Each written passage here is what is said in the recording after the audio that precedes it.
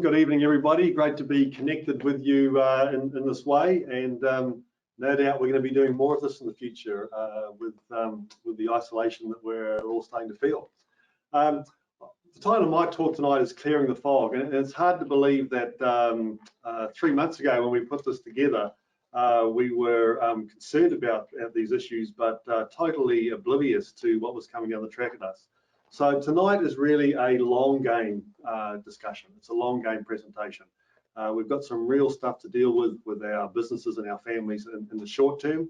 But as Cam said, we do the long game well. So that's really where I'm coming from on this. And it's pretty easy to see why we might be feeling under pressure. You know, when we ask farmers right now, are the rewards of dairy farming worth the effort? 75% say no. It's too hard. And easy to see why that might be. You know, environmental pressure, land values, banks, sales are slow, so that even if farmers want to exit, it's hard to get out. And James Cameron and Rosie Bosworth and other people telling us that actually we're at the end of animal farming. So yeah, so reasons to be pessimistic, but today I'm all about putting the case for optimism. Cautious optimism. You know, I've done those 5 road shows with Cam Baggery as well, and he's got more pessimistic as he went on, as Tim has said, but he's also got sharper in terms of the fundamental reasons for us to be optimistic in the dairy sector.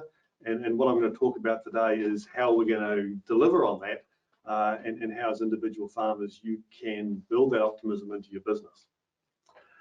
Because yeah, there are some reasons to be optimistic. I mean, milk price is solid, and if you look at what's going on in GDT and the dollar, geez, for the moment at least, amazingly solid.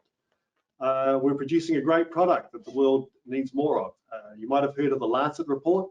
The Lancet report set out to ask the question, how can we feed 10 billion people a nutritious diet? And the report got quite a lot of bad press here because of an apparent bad message for animal farming.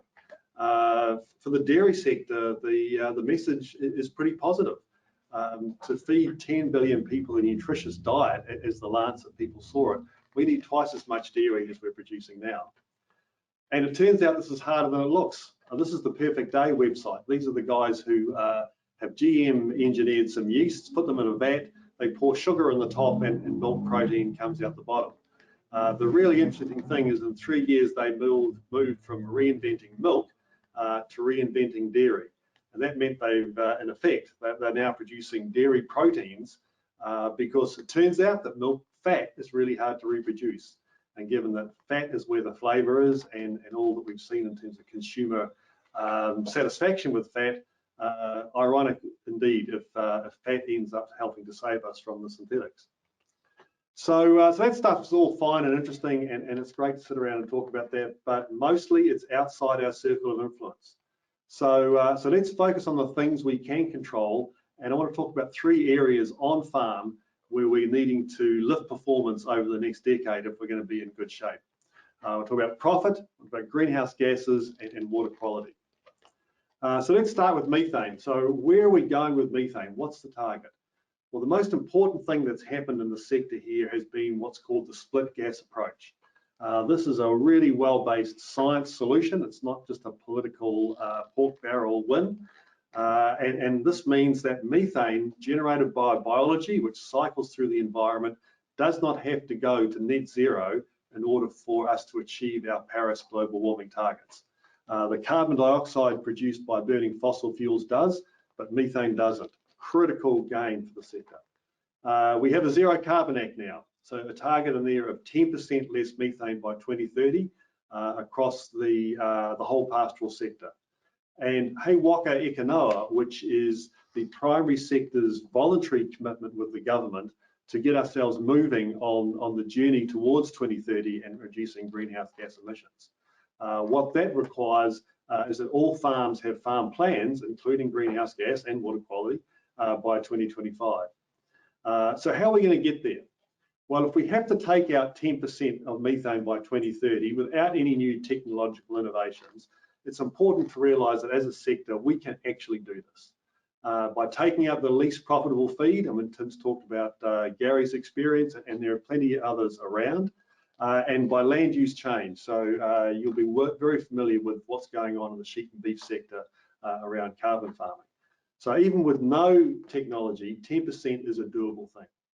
But we have stuff in the pipeline. So you'd have seen about the feed additives, DSM and PTGRC.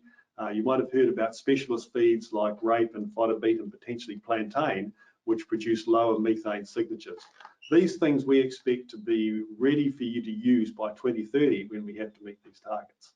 And in the longer run, we're continuing to invest in vaccines and genetics to give you more options.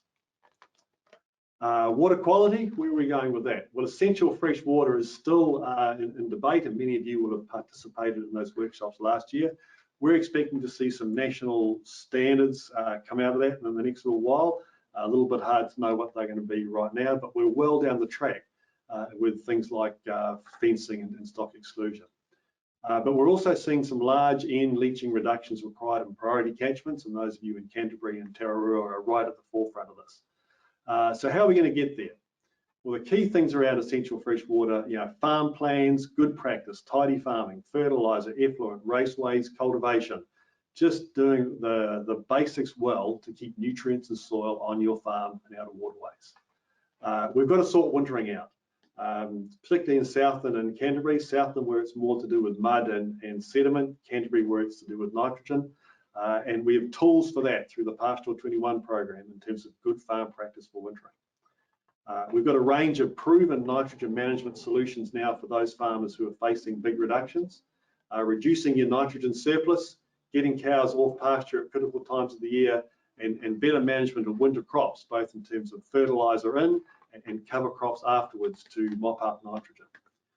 So all this is available now, and this is what farmers in those regions are already investigating and taking up. In the pipeline, plantain, Spikey, which is the robot that ties behind the tractor, and low-end livestock are all research topics that we're investing your levy in right now. So those are things that are going to be asked of you, but the third leg of that trifecta is farm profit. And this is where you get to choose your own number. The government's not telling you how much profit you have to make. So here's a question for you.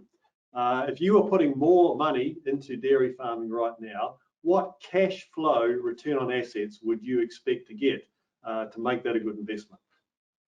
So the poll's up on your screen, so tick the box.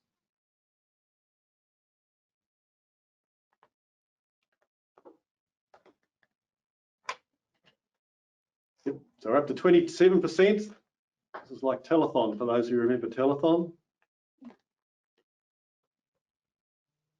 40%, we're stalling, guys. That's good. That's good. Almost halfway there now.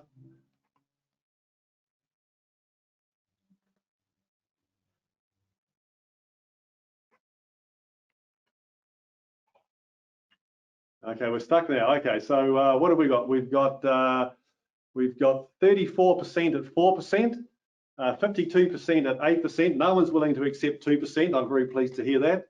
And 13% are reckoning a 12% return on assets would be what they'd require. So those are some pretty flash numbers. The good news is that, well, maybe not 12%, but 4 to 8% is absolutely in the zone. So I picked up a number, and the number I went with was 7%. A 7% return on assets at $6.50. And why did I land on 7%? Well, the first thing is 7% makes your farm an outperforming asset. Even before the last 2 weeks of carnage on share markets, listed property trust, any sort of dividend share on the share market, 4 to 5% was stopping it. Oyster property, punting properties around at about 6%. 7% is outperforming. 7% makes debt profitable. 7% creates options for succession or reinvestment. So I guess the real question is 7% achievable at that sort of milk price and with the asset values we have currently in the sector? So we did some maths, and here's the answer. So if you need to make 7% as an operating profit margin, how many dollars per kilo of milk solids of profit does that equate to for the average farm in these 5 regions? So Taranaki, $3.80, Waikato, $3.40, Canterbury, $2.80, Northland, $2.10, $2.60, and Southland, $2.30. So if you think about the sort of profits that farmers are actually achieving, that's above average in all those regions, but at least in the last 3, Canterbury, Northland and Southland, the top quartile of farmers are making those sort of profits, even better in Southland. So 7%, the evidence shows us that that's what the best farmers are doing, not even the best farmers, just the top quartile of farmers. These are achievable numbers. In Taranaki and the Waikato, those numbers are harder to get to, but still well above the 4% that many of you think would be an adequate return. So how do we get there? Well, we know how not to get there. We don't get there by making fancy system changes and doing a whole lot of things very differently. We get there by getting in a system that works for individual farmers, by getting really good at it, and by stripping cost out. And Dairy Push is kind of our gold standard of how this works. So this was 60 farmers in the South Waikato, out of the 600 in the area who chose to be involved. Those farmers increased profit by $500 a hectare a year over 3 years. And they did it by doing better what they already knew. They got out and focused in the business and drove the key performance indicators around pastures and staff management and engagement and animal performance that are the key to profitability. So that's all kind of the technical stuff, but I want to finish with fog again and clearing your own fog.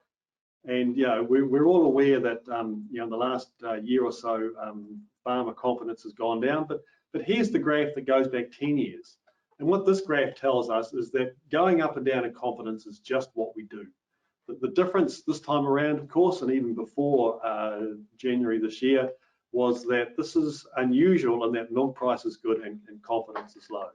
So if I go back and look at Dairy Push, those gains that those farmers made, they started with why. Why am I doing this? What am I trying to achieve? The process that led to that success started with goals and building motivation, because work without motivation and purpose is just a slog. So my advice is get your why out, put it on the table, talk to your family and your friends and your advisors, and get your goals and motivation clear. Because the next 10 years without that clear, I think is going to be hard work. But with clarity and motivation, I hope I'm leaving you with some confidence that the pathway to get where we need to is known and it's achievable. So let me just make those 3 points to finish off again. So we're fogged in, it's time to clear it.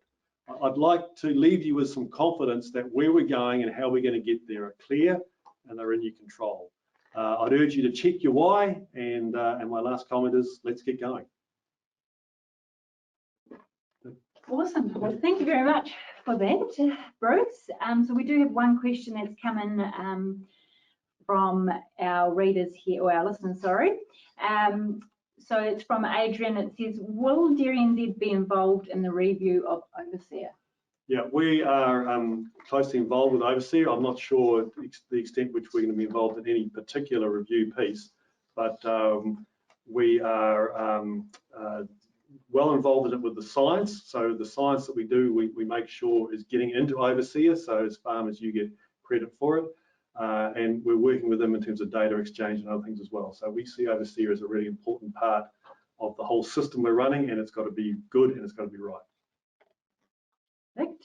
Okay, thank you. And then we also had a question at a previous Farmers Forum from Rachel here. So what science projects are being prioritised to help farmers meet our obligations? Yep, so we put a lot of effort into nitrogen in the last decade, and the tools we talked about today have come out of that research. We've still got ongoing nitrogen research going on, so we can really give you a range of tools to manage nitrate leaching. We're giving priority to methane, of course, because we need those technologies not just to reduce our inputs to get to our methane targets. We've been giving priority to cow fertility, and in the future, and this is really up for discussion now with yourselves and the science teams, areas around big data, areas around world-leading animal care, and around the workplace. The number of the ratio of young people to old people in the Western world is going way down. We're going to need to design workplaces that are not only efficient but attractive. Awesome. And then one more question here from Sarah.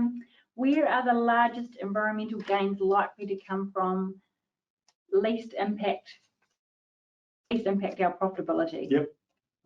So the first place to start is with efficiency. So go and look at your systems. Many farmers have just started by taking some nitrogen out. So instead of putting on 40 kilos every time, put on 30 kilos. Go and do nitrogen fertilizer on the basis of feed budgets, not on the basis of day of the week. Those are easy wins. Then obviously looking into feed, and unprofitable feed is a good thing to take out. Getting better with winter cropping. There's a lot of good practice, efficient things that farmers can get started on to make these gains. And plenty of people to help them too. Yes. Awesome. Okay, thank you very much for that, Bruce. Thanks, Kirsty. Thanks, everybody. And now we have Lee. Hi, everybody. Thanks for attending this, and it's wonderful for you to listen in. And I'm going to tell you a little bit about telling our story and how we engage with communities. And I've done this presentation at the last few Farmers Forums, so I'm going to reflect back some of the questions and the feedback and the engagement that I had at those forums, and hopefully that will twig a few things that you're thinking as well. So the first question we have to ask is, why do we even care about the public caring about dairy? Why is DairyNZ investing in trying to improve public perceptions? And what does it mean for us? And when I've gone out and asked this question of farmers, I've had a range of different reasons, and everyone has a slightly different driver. So hopefully some of these are familiar to you. I've been told, well, because the public are our consumers, we want them to buy our product. Because actually we're proud of what we do and we want others to be proud of what we do. And actually for me, that's probably a massive one, is that how people think and act about dairy really affects us and our well-being. We want to be able to get up in the morning and be really proud of the job that we do every day. But there's a range of other reasons too, because it affects policy. Policy is driven out of regional and central government, and what the public think about our sector really does impact on that policy making. So it's really important that we're aware of that impact. Other reasons, recruitment and retention. How on earth are we going to get people into our sector if they don't think good things about what we do? So there are a range of different reasons, and hopefully some of those resonate with you.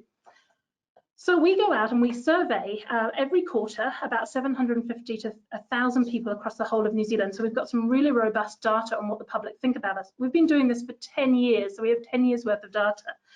So one of the questions I often ask is, what do people, how much do the public have a favourable impression of dairy? How positive are they about us? And most often I hear from farmers that you don't think that the public think terribly good things about us. Well, what I can tell you in the last lot of survey results in January, February this year, actually over half the country thought favourable and positive things about us. And that is great. 50% is a great number. Almost 1 in 5 think very positive things about us. And if you add in the neutrals, which I know aren't on the slide, actually 79% of people have a neutral or positive impression of dairy, and only 21 are negative or very negative. So these are good results. However, as you can see from the graph, it used to be 71% in 2010. And that at the heart is why we're investing in this, because we want to reverse the trend. We want it to go up. And as you can see, there was a short blip in 17 and 18 when we got very excited because it started to increase, but sadly it has been on the decline. Something I hear really often is, well, that's because there's a media beat up. That's because the media say negative things about us, write it, say it, report it. So I really want to ask you the question, how negative do you think media is? And there's a poll that's appearing on your screen. We have media analytics for the 1,000 pieces of media about dairy in February, and how negative, or what percentage of that media was negative. I see the results coming in, and it's really interesting what you're saying. There's a bit of a range of results. You don't all agree. That's fairly normal, but don't worry. You're a really split group. Wait till you see the results come up. Okay, I think we've settled. So about a quarter of you are saying 7% was negative. About 32% of you are saying 22% negative. And really interestingly, 12% of you said it was 72% negative and 15%, 59% negative. So more of you definitely thought it was negative than positive. Well, here are the results. It is 41% positive, 52% neutral, and 7% negative. Well done for those of you that said 7% negative. Every month since we started these analytics in April 2017, we've been sitting at 90%, over 90% positive neutral. And by the way, I really like neutral. Neutral means there was balance in that piece of reporting. Over 90% positive neutral. There is no media beat up going on. But it does beg the question, why did many of you think it was more negative than it actually is? And I hear lots of theories on this. I hear, well, it's more negative in the rural, it's more negative in the mainstream than the rural media. Actually, not true. Actually, it's slightly more negative biased in the rural media. I hear, oh, well, it's more negative in the urban environments than the rural. Also not entirely true. This is across the board. And something else I hear quite often is, oh, well, it's the negative pieces that are getting more promotion and more prominence. Also not entirely true. So why did we think it was more negative than it actually is? Put simply, we're suffering from something called sensitivity bias. We are interested in this topic. Because we're interested in it, we're more likely to see it. Because we're really interested in it, we're more likely to read it or watch it or listen to it. And because we're subject matter experts, because we know the situation, we're more likely to have a strong opinion on it. We asked the public how many of them remembered any media about dairy in the 6 months prior to being surveyed, and we're talking about 1,000 to 3,000 pieces of media every single month. 65% of them said they remembered no media. I hate saying this, lots of people don't care, but we care. So next time that you're looking at your news feed, if it's online or you open the newspaper, just remember that your eye is drawn to the information about dairy, but not everybody else's is. I also want to just draw your attention to the other graph that's on the slide that you're looking at, that you've probably all been staring at. We get these analytics that tell us what's the leading message every single month. And I wanted to share this one with you because we know from our public perception survey, the one lever to pull, the one big driver of what could change people's opinions of dairy is the environment, and more specifically, water quality. So the fact that, and it says in our leading message that dairy is an environmentally responsible industry is a really big deal. And it's not something that is just a one-off, that is pretty standard every single month. We get more media saying dairy is environmentally responsible than not. And I'll just quickly draw your attention because February made me particularly happy in terms of media. You'll see that most of the positive media was generated by DairyNZ. Interestingly, most of the negative media about dairy being environmentally responsible was generated by media, and often that relates to prosecutions or some farmers not doing totally the right thing. So we all have a role to play in this. So one of the questions we get asked is, well, what is DairyNZ doing to help improve perceptions? And the answer is an awful lot. DairyNZ made a really courageous decision about 18 months ago to invest in a campaign. That takes a bit of money, and it takes a bit of willingness and courageousness to go out there really positively. And because we know the environment and water quality is a main driver of perceptions, we knew we had to go down that route. But we couldn't keep saying, well, look what dairy's doing to improve waterways, because we've been saying that for a long time and not necessarily getting a lot of movement on those positive results. So instead, we launched something called The Vision is Clear. And if you're interested in seeing more about it, check out thevisionisclear.co.nz. You'll see a lot of information. It's been in the market for 18 months, and it's got a slightly different premise. The premise of The Vision is Clear is that we've all got to improve water quality together, wherever we live and whoever we are. And by the way, look at what dairy is doing. And I'm thrilled to tell you that at this point, it is working. After 18 months of market, which is relatively short, more people than ever have heard of The Vision is Clear. And we know from our analytics and our survey data that if you've heard of The Vision is Clear, more people are likely to have a positive impression of dairy. So we're really happy about that. But it's not the only thing that we do. We're also out in the community engaging, and often that's through PR or media, and we do a lot of work with media to help educate them on dairy, and it's also our presence at events. And finally, my absolute favourite one is pride and empowered commentary, because there is a little bit of cynicism out there if dairy goes out and says positive things about the dairy sector. A little bit of, well, you would say that, wouldn't you? You're the dairy sector. So actually the most powerful thing here is getting our friends to say positive things about dairy, and actually even more powerful is really authentic stories that come from you, our farmers. And those, you telling your story has a huge impact, and we see that through our media analytics. So for those of you that do share your story, thank you very much. But that does beg a question: where do people get information from, and who do they trust? Now, there is a interesting piece of material called the Acumen Endelson Trust Barometer. Don't all Google it at once. That trust barometer tells us some really interesting trends that are happening around the world. And one of the things it has told us about New Zealand is that trust in media is really low in New Zealand. The last time I looked, it was sitting at 29%. That's very low, even on a worldwide stage. So first of all, lots of our media is actually quite positive. And second of all, there's also quite low trust in it. So how on earth do we get out information in a way that people trust? And that leads us to a question about who do people trust? And when I asked this question at the Farmer Forum, lots of things came out, but one of them was that people trust their friends, their families, their networks. They're more likely to trust something they've heard from someone they trust.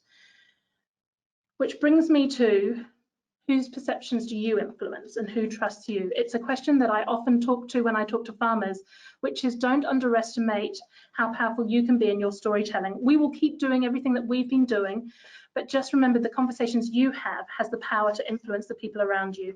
And what's really excellent in this is how engaged are you with your community? And when I asked this question at the forums, almost everybody in all those rooms put up their hands for having some connection into their community, whether it's a sports group, a church group, a school group, or in some way, and some of them even open their farm gates to the community and local schools. That is enormously powerful, so do not ever underestimate the power of your story. And if you'd like some support on how to share it, we have a range of tools available to you, and you can also give us a call anytime. Thank you very much. Awesome, thank you very much for that, Lee. We do have a couple of questions that have come through. So the first one came through when we were talking about the amount of positive and negative media. Yep. And it was asked about, what about social media? Yes, a great question. I often get asked this question too. So the media analytics I showed you news that runs on social media. So that included the news that runs on social media, and that's a really important point, and I'll talk about comments associated with that afterwards. But one of the questions I often ask, because I love it, is who's the #1 hotel chain in the world? The answer is Airbnb doesn't own any hotels. #1 taxi company in the world, Uber, doesn't own any taxis.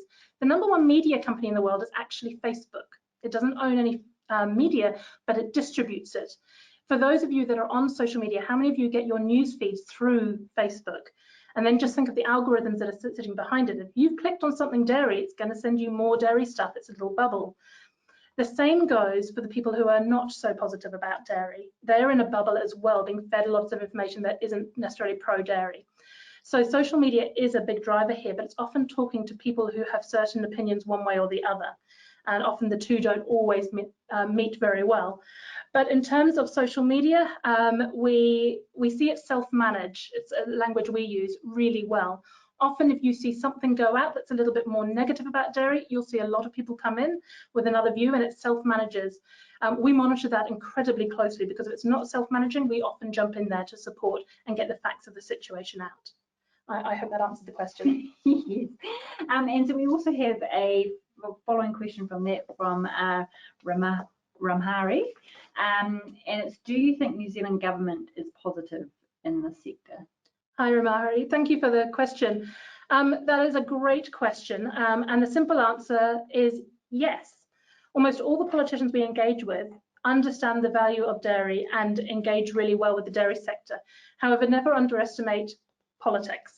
And we're about to head into an election year, and it's about to get very political. And we saw that 3 years ago, where water quality was a really big topic that ran through the elections, and they didn't always talk very positively about the dairy sector in that space.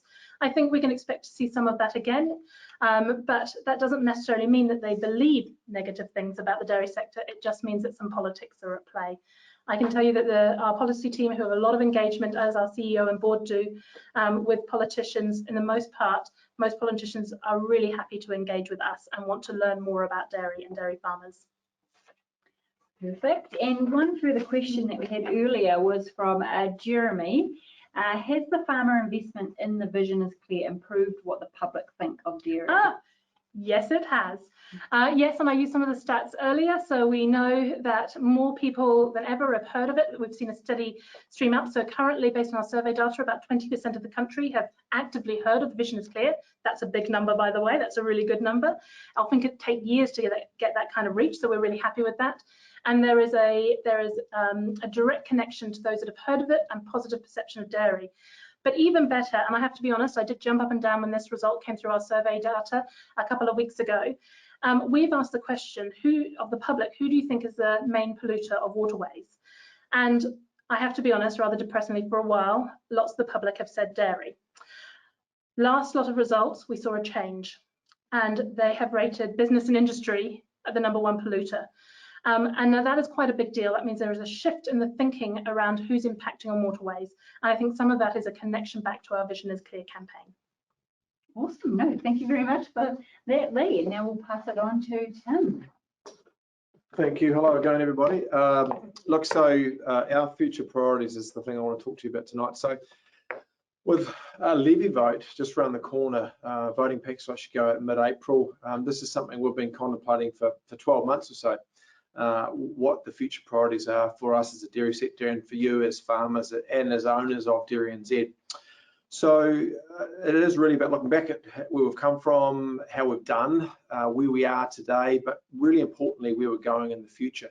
For me, I'm really optimistic about the future for dairy. I think that, like Nadia, people are always going to want real food, and we're in a great space around that.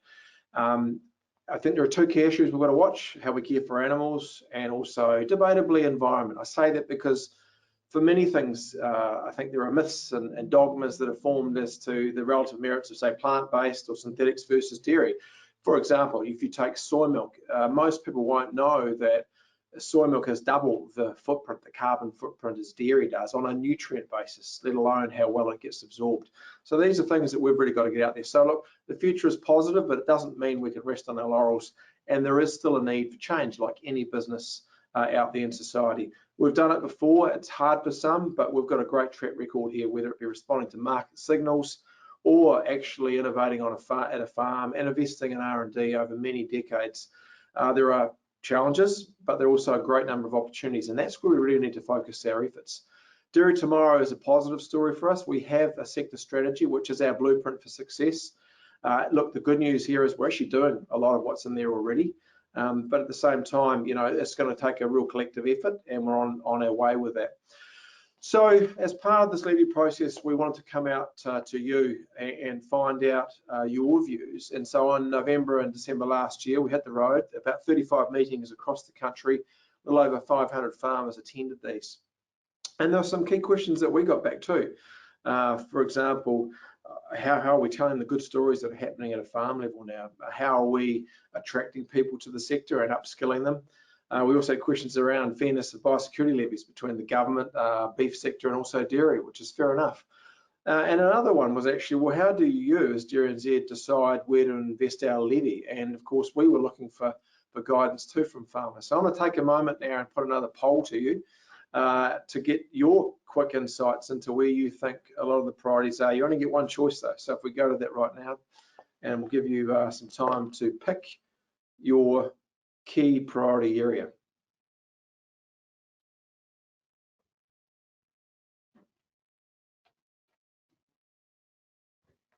(25% voted, 32.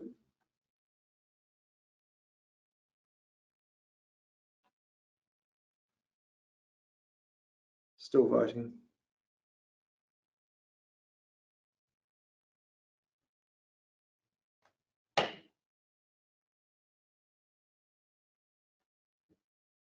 So, okay, we're up to about 70% voted now. So I will now go to the results. So, interestingly, well, not interestingly actually, your #1 priority tonight was the same as what those 500 odd farmers chose, Farm Systems Research and Development. Bruce will be very relieved with that. But interestingly, public relations, you've ranked quite low at 7. I think it's because Lee's done such a great job at convincing you that actually we've got this in hand. That was actually one of the top 3 priorities I'll show you in a minute actually. And policy and advocacy, unsurprisingly, rates quite high, as does on-farm change.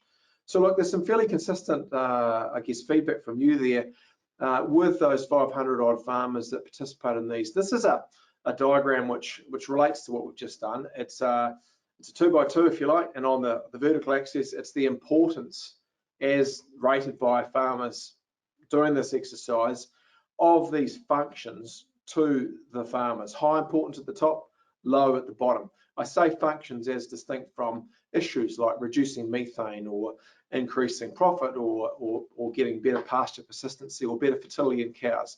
They are issues that we're tackling. These are functions, things that we do with your levy and with the money we get from government and so on.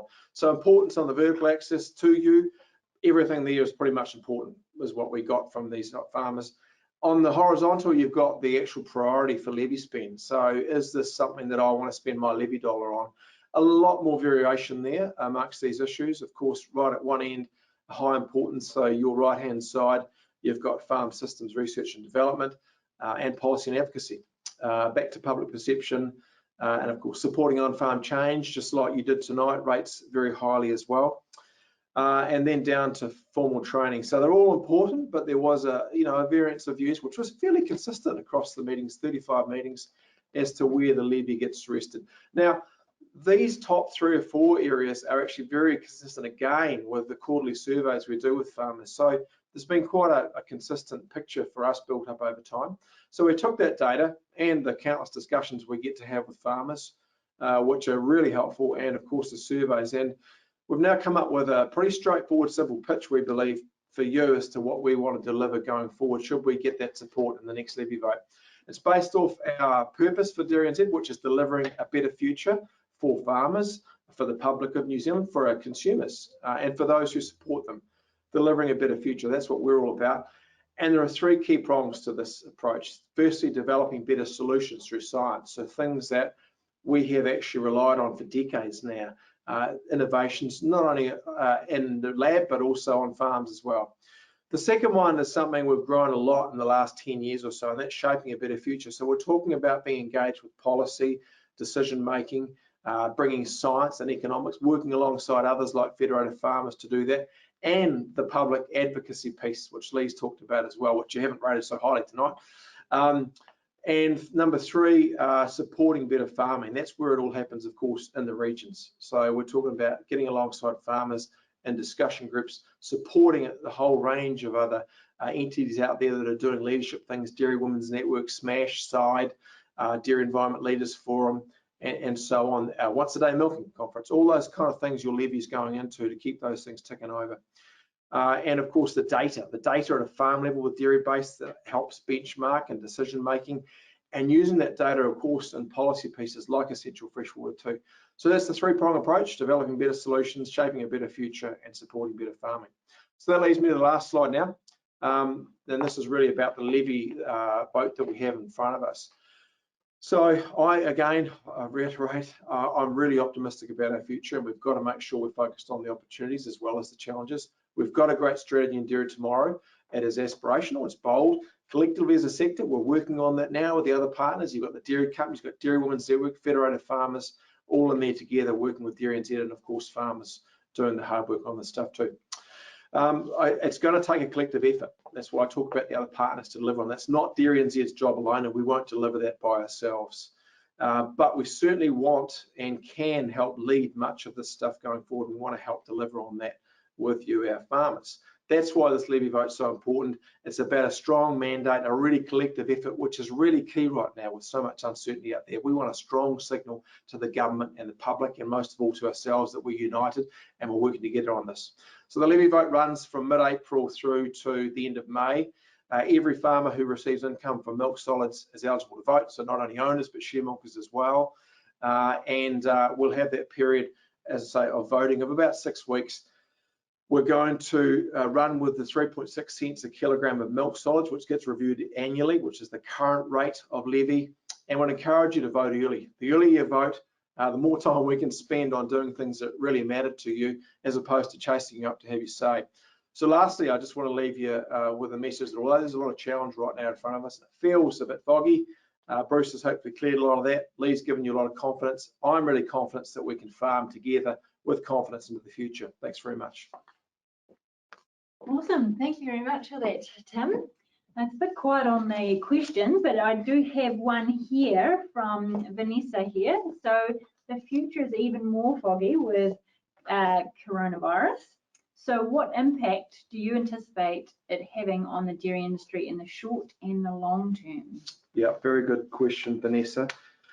And look, I mean, the first thing I say is, well, no, we don't really know, and I'd be pretending if I said we did. The economists call what we're facing now radical disruption. So if you want to search that up, that's opposed to risk. Risk is something we have data and we know about how things are going to play out, and you can assign probability. With this event, we don't. And so we have to accept that. That's the first thing. And that takes you back to doing everything we can to manage what we can and what's within our control, if you like. But then on the positive side of things, if you look at our sector so far, and I don't want to, you know, I guess we don't want to count chickens yet too early either, but at the same time, you know, we are fundamentally in a great position here, the fact that we produce food, not only food, but wholesome, nutritious food that the world still wants. So that's a great thing. And so, you know, if you look at GDT for Fonterra overnight, it wasn't anywhere near what some people may have predicted compared to the share market and what's happened there. So look, that's a really good sign. The dairy companies are on this. They are very, very focused on keeping that product moving. Again, it's happening at a reasonably good time of the year for us in the dairy sector. It's not in the middle of peak in spring. You know, we are going into that season as well, where most farmers are not milking, and we're actually shipping product in storage. So look, there are some positives there for us in the short term, but in the long term, everyone's got to eat, and they want to eat good food, and we're in that game. So let's not count our chickens. We still could have some impacts, but at the same time, let's keep doing what we're doing now and keep our heads up. Awesome. Well, there's some extra questions that have been flooding in now. So we've got a question from Hannah. Will the levy vote frequency get looked at being more frequent? So the levy vote frequency, Hannah, is set at 6 years. It's actually a maximum, to be frank, and that, you know, we probably could do it more frequently potentially if we talk to the government and got that, but it's set around the Commodity Levies Act. So that is the act that enables DairyNZ, if you like, to collect a levy subject to, firstly, a referenda, a vote from farmers and reaching those thresholds around support, and then the government signing off on that all the way to the Governor General. So that's how this process works. Same for any levy order, whether it be TB, which you invest in, and so on. So there is an act that supports that. But for us, we would make the case strongly, and I heard our Chairman Jim Vanderpool answer this very similar question in Canterbury recently, Hannah. With the nature of the stuff that we do on your behalf, much of it being around research, you need long-term contracts. And in fact, quite a lot of the engagements we do with partners like government, like AgResearch or even Osprey when it comes to TB control are long-term contracts. So they demand or require a certain amount of certainty. For example, a lot of the research programs, the big ones that Bruce is involved in, are actually 6 or 7 year programs with MB. So you can imagine a very frequent levy period will actually create a lot of uncertainty for that, and that will make it more difficult to get that co-funding, plus even getting scientists and so on to apply. So yeah, quite different questions we've got here. So the next one is from Lachlan. How do we get all agriculture sectors to better coordinate and message to central and regional government? Yeah, I think, Lachlan, that's something that we've always got to work at, getting better coordination, and it's a consistent message we hear from farmers too, because you guys quite rightfully want to know that the organisations you own and fund, whether it be us or the dairy companies or fed farmers, even beef and lamb, dairy puts about 5 million a year into beef and lamb, which is not insignificant, that we're all working together. What I can tell you is that although it might not seem it sometimes, we work a heck of a lot together, And in fact, if you just take COVID-19, you know, we've met a few times already this week to coordinate between those bodies that I talked about to work out what is it we can do to support farmers and support our sectors in that sense. And on a whole raft of other things, whether it be water or climate change, those kind of organisations I just talked about, we work a lot together. But yes, we can always do more, but I can give you comfort that, you know, that's a key priority for us. Okay, so the next one is from Tim. What is your priority for dealing with employment relations on farm? So employment relations on farm, Tim, is something that well, you know, we haven't been heavily involved in to date, partly because we actually can't do everything, you know, and part of our challenge as DairyNZ with you know, with a finite levy and co-funding is that we've got to make choices, and our board has to make choices. So while we're in the people space, and that's been about attracting, retaining, you know, I guess the workplace accord, and now recently with Federated Farmers last week, the week before, we announced the Good Boss approach, you know, and upskilling, of course, through primary ITO and the investment you make through that, through your levy. That attract, retain, upskill has been the main focus. In terms of employment relations, it's something we haven't got into, but Federated Farmers has. So that is really more their domain. But again, if that's a priority that farmers would like DairyNZ to invest more in and be involved in, then we need to hear that. But it's a good point. And so we have another question here from Nick. So it also, I suppose, links to some of the stuff that's happening around the coronavirus. So very concerned about mental health with farmers at the moment due to the drought and farm-related events being cancelled. There are zero opportunities to connect. So what are DairyNZ doing and going to do to help in the space? And our discussion group's going to continue. Yeah, Nick, that's a really topical question too. So, and again, since Monday and prior to that, but particularly since Monday, since the government really ramped up things on the weekend, we've been reflecting on this too. As you've indicated, Nick, others have made the decision to withdraw from at one end of the spectrum all meetings to others who are still partaking in some. For DairyNZ, we are still running discussion groups at this point. And I say at this point because things may change and we're actually reviewing that every day, but our intent is to connect with farmers and help farmers connect together.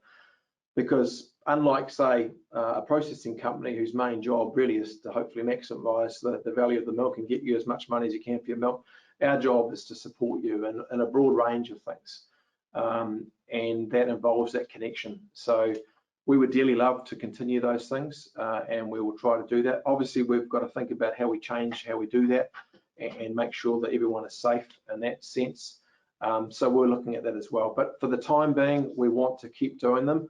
But I can't guarantee you that we can because we don't know what decisions the government will make or even what our board might decide as well. They've got a role here and they have a role about responsibility as well. So, yep, that's the current strategy and we recognise the need to connect on that basis. At the same time, there's a lot of other events, you know, farm events, sadly, that have been cancelled. Dairy Industry Awards, BFEA, all those kind of things where people put a huge amount of effort in and feel for them deeply on that sense. But at the smaller events like discussion groups for the time being, we're going to try and keep doing it as long as we can. Yeah, we might just have to go back to old school and everyone brings their sandwich for lunch. Yeah, bring the thermos flask yourself, no mingling, keep the distance, all those basic things. If we can do that in the open air, yep, then we'll see how we go. Awesome. Okay, well, we've got some great feedback here from Vanessa saying that it's convenient and having it an evening without having to travel and then with these risks. So having more of these, and so that's some feedback that we are interested in hearing. So I suppose just to wrap up, time-wise, well, if you have any further questions, please feel free to put some send some questions through, and we can email back in terms of any responses that we haven't answered. But we'll just leave the questions there for now. I just want to say thank you to our three speakers here, Tim, Bruce and Lee. I just want to thank everyone for coming along, or attending, sorry, this evening webinar. And yeah, we are going to leave a short survey with you, and we're really wanting you to give us some honest feedback on whether it is working well, and also if there are any changes or any particular topics that you are interested in hearing. Yeah, so this is the first time doing this, and it's working well so far, so we'll see if it continues. So thank you, everybody, and enjoy the rest of your night. Thank Thanks, you. guys. Thanks, guys. Take care. Bye. Cheers. One more question there. We shut down? Recording. I see that they just said, will there be a recording available? Yes, so this will be posted on the web, and so if you do want to re-watch it or invite someone else that hasn't seen it tonight to watch it, yeah, feel free to go on the website and it will be on there. I think the other thing too, I know we're dragging you on, but the point Vanessa made about really helpful feedback about the convenience of doing this, particularly under the current climate. You know, we've been talking about that in the last couple of days as to how we can do more of this. So feedback from you guys on whether it is useful and whether we can ramp it up, particularly as people are starting to feel a little bit more isolated, because we're keen to do as much of this as we can, as long as it's useful for you.